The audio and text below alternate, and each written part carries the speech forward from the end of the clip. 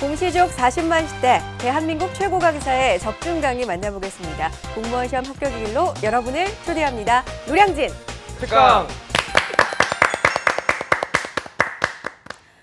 네, 여러분의 하루를 활기차게 채워드릴 노량진 특강 문을 활기차게 열겠습니다.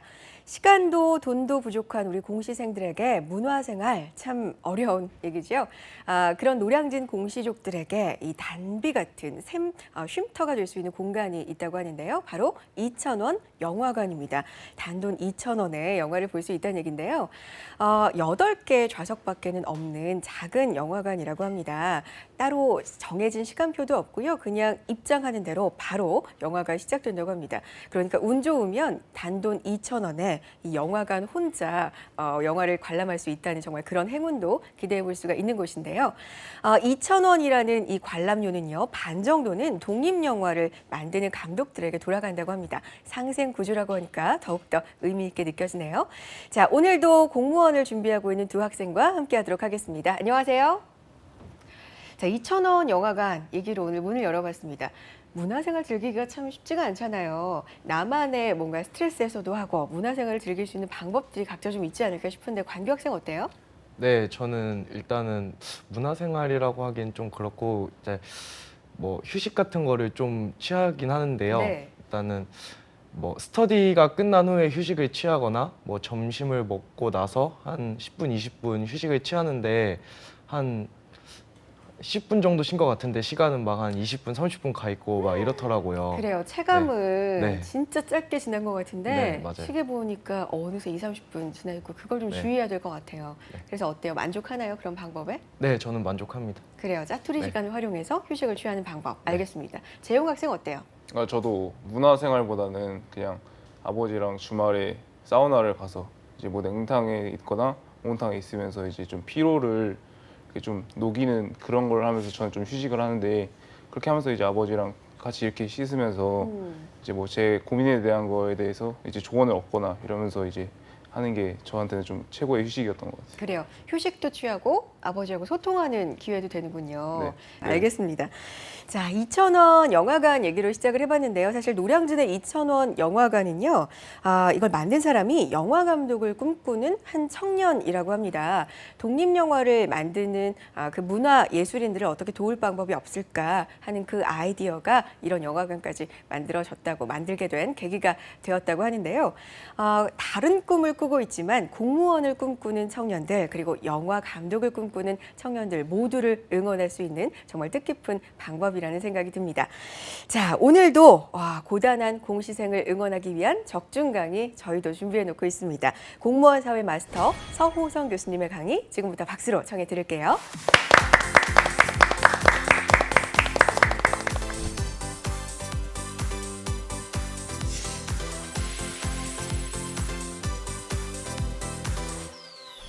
안녕하십니까. 이해로 통하는 공무원 사회 서호성입니다. 반갑습니다. 자, 이번 시간은 6강 사회학적 기본 개념에 대해서 공부를 해보도록 하겠습니다. 사회학적 기본 개념이라는 것이 많이 있지만 여기는 굉장히 깊은 이론이 출제되지는 않고요. 각각의 개념들이 선지에 어떻게 나오느냐에 따라서 결정되어 있다고 보시면 될 것 같습니다. 그래서 꼼꼼하게 하나하나 잘 정리해 두시면 될 것 같습니다. 첫 번째로 우리가 사회화라는 것이 무엇이고 어떤 종류의 사회화가 있고 사회화 기관에 무엇이 있는지를 살펴볼 거고요. 두 번째가 우리가 차지하고 있는 지위, 역할에 대한 이야기를 해봄으로써 여러분들의 지문의 이해를 돕고자 합니다. 첫 번째는 사회화입니다. 사회화는 종류가 기본적으로 3가지 정도로 되어 있습니다. 재사회화, 예기사회화, 탈사회화 정도로 되어 있고요. 탈사회화는 그냥 여러분들이 간단하게 탈북자들이 우리나라에 왔을 때 기존의 사회를 던진다 정도로 생각을 하시면 될 것 같고요. 기본적으로 2가지의 사회화 알아두시면 좋습니다. 두 번째로 사회화 기간은 우리에게 출제가 됐던 부분인데요. 2가지 기준에 따라서 목적과 내용에 따라서 나누어 볼 수가 있다고 보시면 될 것 같습니다. 자, 그러면 먼저 사회화에 대해서 생각을 해보도록 하겠습니다. 사회화는 우리가 생물학적 인간이 사회적 인간으로 거듭나는 과정이다. 이런 건 시험에 안 나옵니다. 그죠? 뭔가를 배웠다면 사회화예요. 그냥 우리가 선천적으로 타고나는 배가 고프다, 잠이 온다, 이건 사회화가 아니고요. 우리에게 사회화라는 것은 뭔가를 배웠다라는 겁니다. 즉 우리 아들내미, 딸내미가 뭘 배우겠어요? 바닥에 떨어져 있는 걸 보고 우리 아들, 딸이 딱 주워 먹으면 제가 뭐라고 하겠습니까? 와, 잘했다, 넌 정말 크게 될 거야 라고 하지 않고 그걸 먹으면 지지야 라고 가르치는 거죠. 그런 거 자체가 뭐다? 사회화다라고 말씀드릴 수가 있습니다. 그런데 이 두 가지가 사회화가 있는데 첫 번째가 재사회화가 있고요. 두 번째 얘기사회화가 있습니다. 재사회화는 급변하는 사회 변동에 적응하기 위해서 무언가를 배운 것. 더 쉽게 얘기하면 성인기 이후에 뭔가를 배우면 다 재사회화입니다. 휴대폰을 샀을 때 우리가 그 사용법을 공부하지 않습니까? 그런 것 자체도 우리가 배웠다 하면 그것을 우리가 재사회화라고 할 수가 있습니다. 그죠?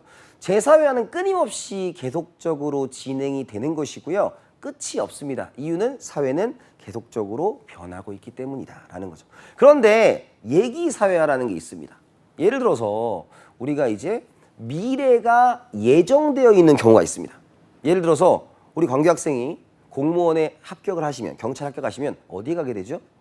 경찰학교에 네, 연수원에 가게 됩니다. 그럼 연수원이라는 것은 관계학생이 합격이 결정됐기 때문에 그런 것들을 배우기 위해서 가는 거라고 생각을 하면 되죠. 미래가 결정됐다. 그래서 예견된 미래가 언급이 되어 있다면 그것을 우리가 얘기사회라고 합니다.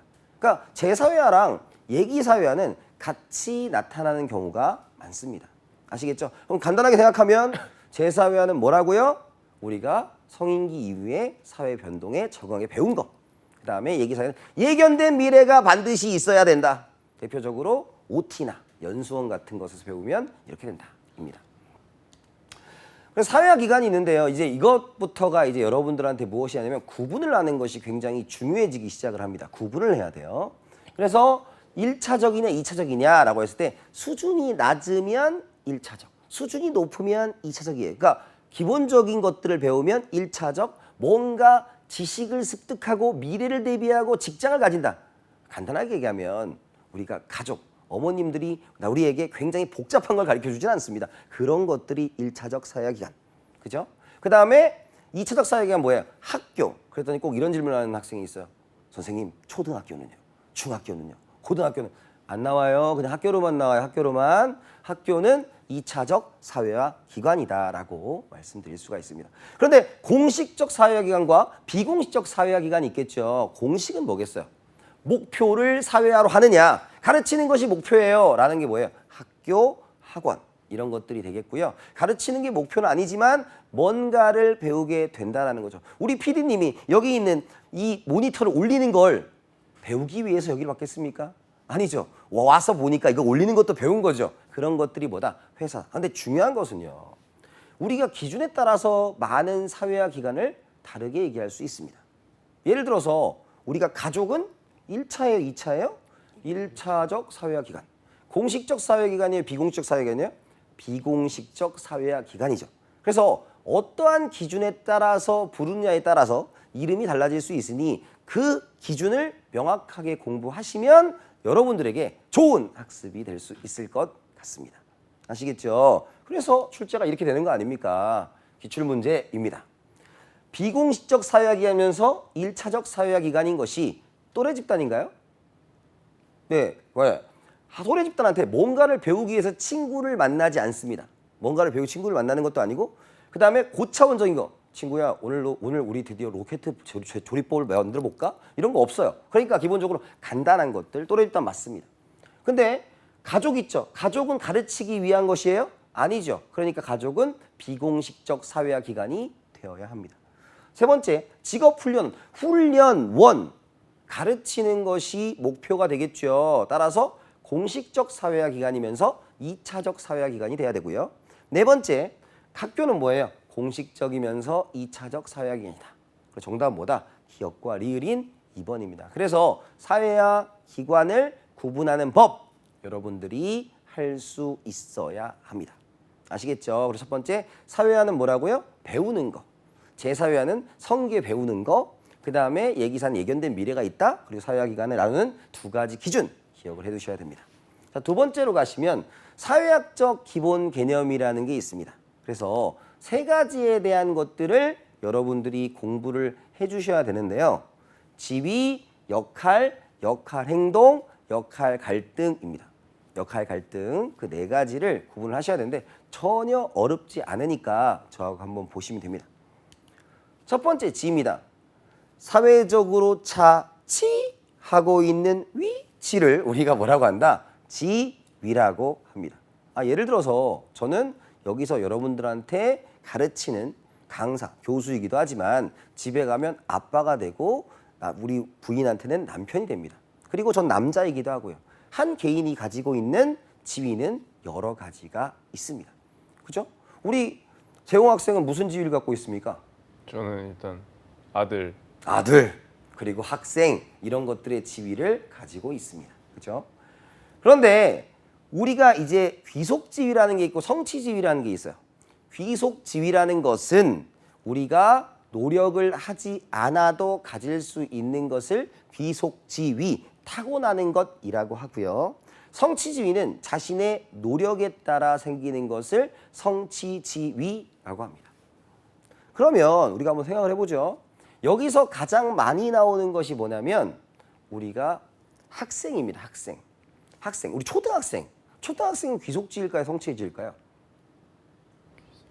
자, 귀속이라고 많은 분들이 얘기하세요. 왜? 의무교육 아닙니까? 그런데 여러분 생각해 보세요. 초등학생도 학교에 가기 위해서 7시에는 일어나야 돼요.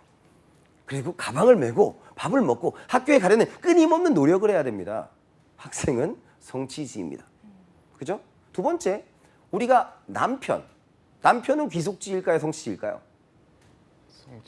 성취지입니다. 왜? 부인한테 끊임없이 잘해야 되기 때문에 남편으로 살아남을 수 있는 것이죠. 엄마는 귀속지이게 성취지겠어요? 성취지입니다. 왜? 자녀 때문에 굉장히 화가 날 수 있지만 자녀를 끝까지 사랑으로 보듬어야 된다는 그런 마인드를 가져야 되는 노력이 필요하다. 그랬더니 이런 질문을 마지막으로 하세요. 선생님, 노인은 뭡니까? 노인은 귀속지일까요? 성취지일까요?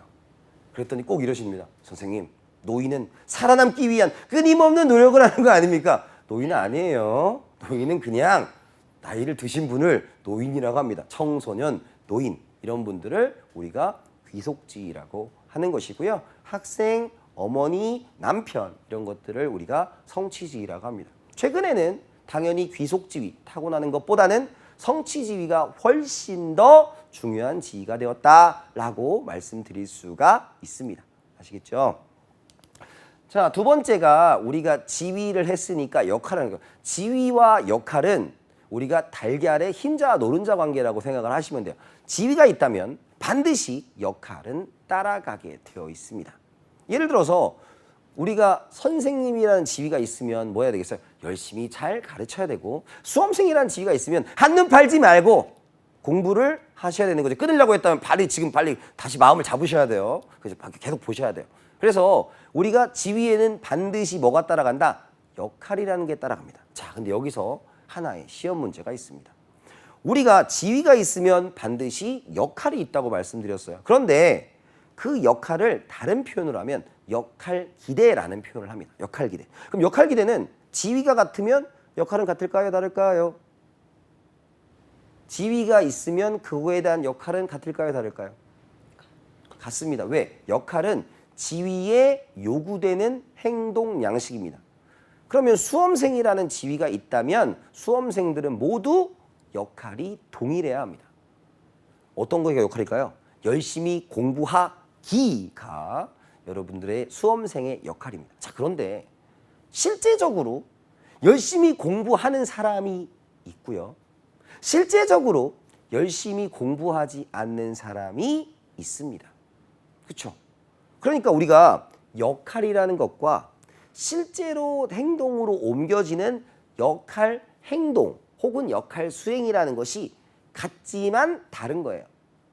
다시 이야기하면 지위에 요구되는 행동 양식인 역할은 모두 동일하지만 실제로 옮기는 것들, 그 역할을 실제로 행동에 옮기는 역할 행동은 다르다라는 겁니다. 자, 그럼 묻겠습니다. 우리가 역할에 대해서 평가할 수 있습니까? 역할에 대해 평가할 수 있나요? 아니요. 불가능하죠. 왜? 모두 동일한 역할을 가지고 있으니까요. 그런데 실제로 열심히 공부하였다 혹은 열심히 놀았다라고 하는 실제 행동에 있어서는 우리가 평가가 가능할 겁니다. 왜? 열심히 한 학생은 시험 점수가 잘 나와서 합격의 기쁨을 누릴 것이고 열심히 공부하지 않은 학생은 슬프지만 불합격의 고통을 안게 되겠죠. 자, 그래서 시험 문제에 나오는 우리 사회에서 가장 중요한 게 뭐라고요? 시간을 줄이는 것이다. 묻겠습니다. 역할에 대한 보상은 있을까요? 없을까요? 관계학생. 역할에 대한 보상. 있습니다. 네, 없죠. 왜? 역할은 모두 동일하다고 말씀을 드렸어요. 그러니까 우리가 지문을 읽지 않고도 역할에 대한 보상은 그냥 틀린 문장입니다. 왜? 역할은 모두 동일하기 때문에 그것을 평가, 판단할 수 없으니 보상과 제재가 존재하지 않는다라는 거였습니다. 항상 보상과 제재는 무엇에만 있다? 역할, 행동에만 있습니다.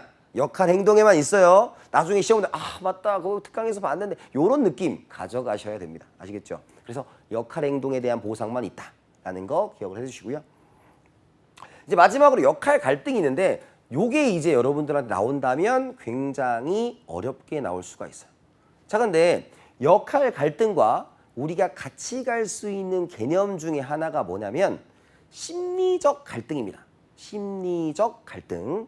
심리적 갈등이 뭘까요? 예를 들어서 지금 제가 배가 고파요. 그럼 우리가 배가 고프면 무엇을 먹을까 고민할 수 있죠. 그럼 나는 중국 요리를 먹을 것이냐? 일본 요리를 먹을 것이냐? 이런 고민을 하는 게 심리적 갈등입니다. 그렇죠? 자, 그런데 역할 갈등은 뭐냐면 우리가 역할에는 반드시 뭐가 따라와야 된다고요? 지위라는 게 따라와야 돼요. 지위. 지위가 없으면 역할도 없어요. 지위가 있어야 역할도 있습니다. 이해가셨죠? 그래서 반드시 역할 갈등에는 우리가 밑줄이 쳐져 있을 때 지위까지 언급이 되어 있는 경우가 굉장히 많으니 꼭 유념해 두셔야 합니다. 자, 그렇다면 역할 갈등에는 두 가지로 나누어 볼 수가 있습니다. 역할 갈등의 첫 번째가 역할 긴장이라는 것이 있고요. 두 번째 역할 모순이라는 게 있습니다. 역할 긴장은 우리가 한 개의 지위에서 여러 역할이 필요할 때가 있습니다. 예를 들어서 제가 저희 와이프한테 와이프가 우리 애를 혼내는 걸 보면서 제가 무슨 생각을 했냐면 정말 쟤는 왜 그럴까?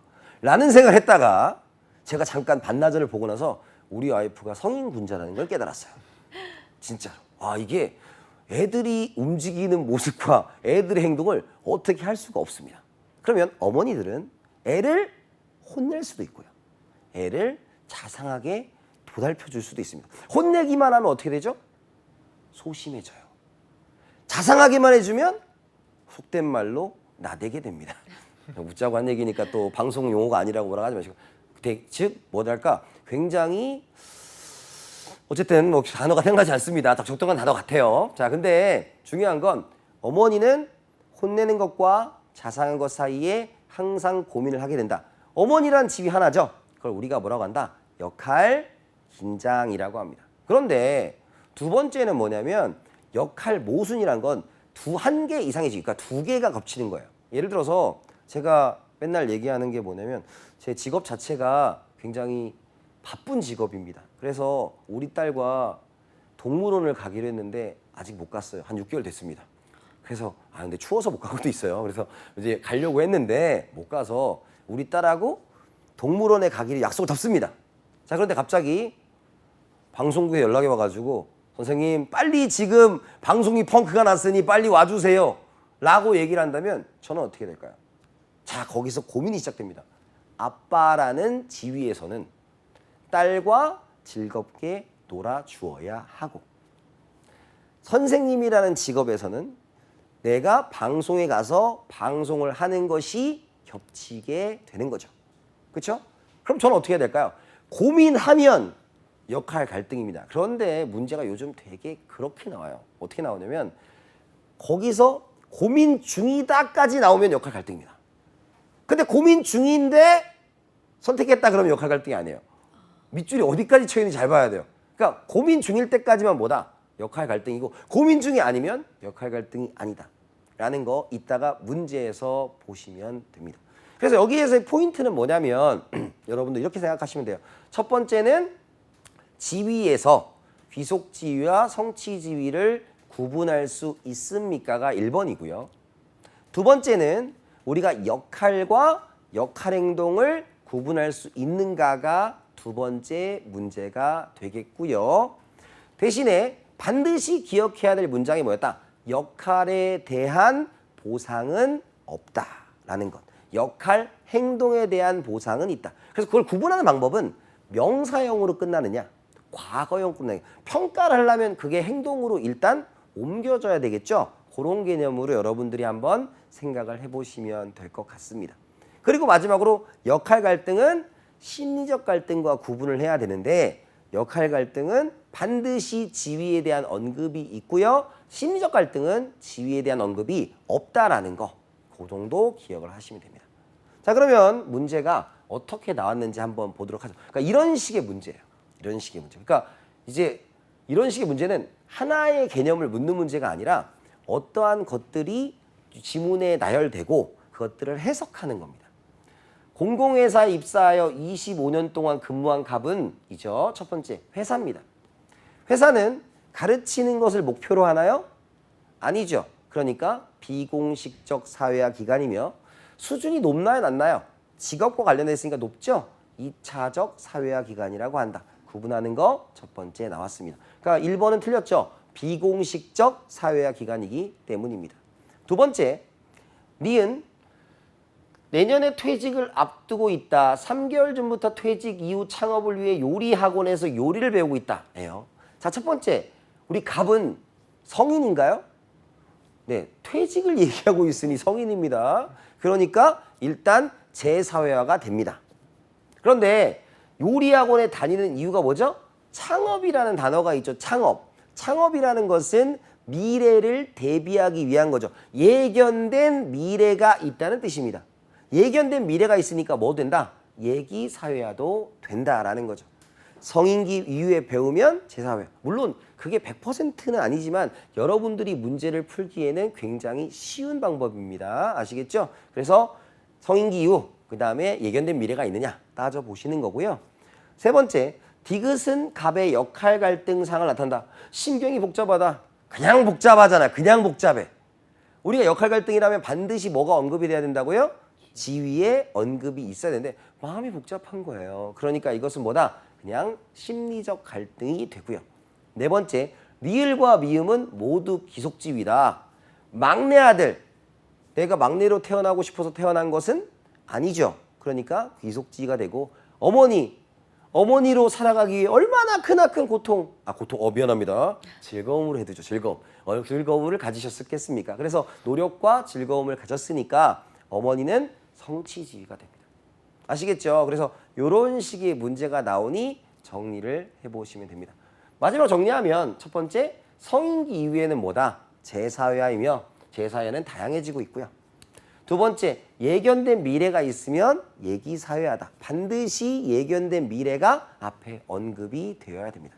세 번째, 사회화를 목적으로 하면 공식적 사회화기관, 목적이 아니면 뭐다? 비공식적 사회화기관이고요.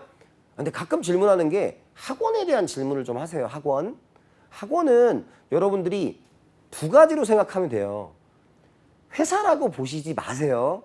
너무 깊은 얘기입니다. 왜냐면 학원은 학생들을 가르쳐서 돈을 버는 것이다. 회사로 생각하지 마시고 학원은 그냥 가르치는 것을 목적으로 하는 기관이다로 생각을 멈추시길 바랍니다. 아시겠죠? 사회화 내용이 차원이 높으면 2차적 사회기관. 그래서 가족이나 또래 집단이 1차. 여기가 2차적 사회기관이고요. 학생, 남편, 부인은 성취지윤이 반드시 학생, 남편, 부인이 성취지라는 것을 기억하시는 여러분들이 되었으면 좋겠습니다. 이상 오늘 강의 마치도록 하겠습니다. 감사합니다.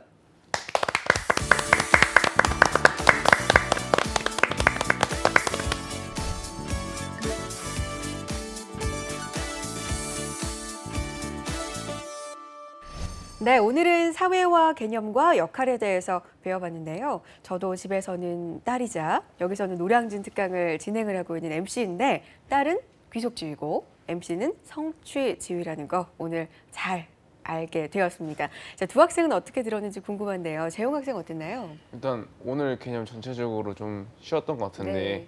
이제 좀 제일 그나마 좀 어려웠던 거라고 치면 이제 역할 갈등 쪽이 좀 어려웠던 것 같아요. 네. 이게 역할이 이제 지휘랑 이제 그런 상호 관계잖아요. 이제 만약에 뭐 역할 갈등이면은 지휘가 있으면 역할 갈등이고 없으면 심리적 갈등. 이거 구분하는 게 가장 중요했던 거라고 생각해요. 그래요. 개념을 이해할 때는 저도 좀 쉽다고 느꼈는데 문제로 들어가니까 좀 헷갈리더라고요. 네. 문제를 통해서 완전히 내 것으로 만드는 연습 꼭 해보시기 바랍니다. 자, 오늘은 공시생 여러분에게 힘을 주는 한마디를 끝으로 노량진 특강 문을 닫을까 하는데요. 위기는 곧 기회다. 벼랑 끝에 선 자가 가장 강한 법이다라는 말이 있습니다. 많은 청년들에게 힘이 돼준 자기계발서에 써 있는 문구인데요. 지금 현실적으로 내 앞에 위기가 닥쳐 있다라고 느끼신다면 이 위기를 내 삶을 바꿀 결정적 계기로 삼으시고요. 꼭 역전극을 쓰시기를 응원하겠습니다. 자, 오늘 들으신 강의 내용 다시 듣고 싶다, 놓친 부분이 있다 하시는 분들은요. 한국직업방송 홈페이지 유튜브 통해서 들으실 수 있습니다. 놓치지 말고 챙겨가시고요. 다음 이 시간에도 알찬 강의로 돌아올게요. 고맙습니다.